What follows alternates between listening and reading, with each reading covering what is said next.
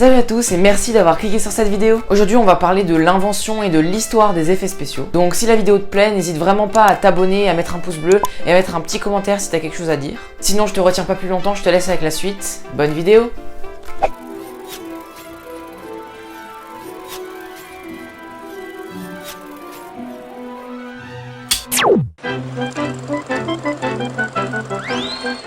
Celui que l'on peut aujourd'hui désigner comme l'inventeur des effets spéciaux est Georges Méliès. Ce magicien français découvrit en fait les effets spéciaux grâce à une pellicule défectueuse. Un jour, pendant l'un de ses tournages, la caméra de Georges a effectivement arrêté de tourner. Et 1 minute s'écoule donc avant de pouvoir redémarrer la caméra. Pendant cette minute, un camion dans la rue, en arrière-plan, est parti, pour être remplacé par une voiture, qui s'est garée à sa place. Et Georges s'est plus tard rendu compte pendant le visionnage de son film que le camion a subitement, d'une image à l'autre, été remplacé par la voiture.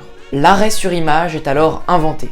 Mais Georges Méliès ne s'arrête pas là, et réalisera dans sa vie plus de 500 courts-métrages, dont Le Voyage dans la Lune de 1902. Et il inventa de nombreuses autres techniques de trucage. Par exemple, il découvrit de nombreux effets de décor, qui consistent à créer ou à agrandir un décor avec une fresque ou une image filmée. C'est également lui qui invente la technique de surimpression, dans laquelle on rembobine la pellicule pour superposer 2 images.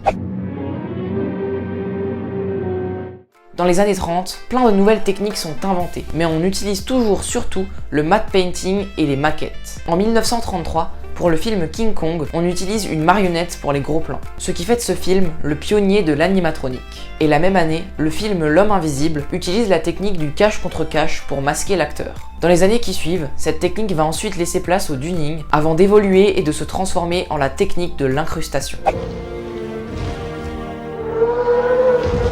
Dans les années 80, les techniques que j'ai déjà citées et beaucoup d'autres se sont perfectionnées. Mais c'est en 1992, pendant le tournage de Jurassic Park, qu'a lieu un réel tournant dans l'histoire des effets spéciaux. À ce moment-là, Steve Williams, un employé du studio d'effets spéciaux ILM, réussit à créer un tyrannosaure photoréaliste en images de synthèse 3D. Pour l'époque, c'est une révolution, et Spielberg utilisera cette technique pour les plans larges sur les dinosaures dans son film. Mais il gardera tout de même des créatures robotisées appelées animatroniques pour les plans rapprochés.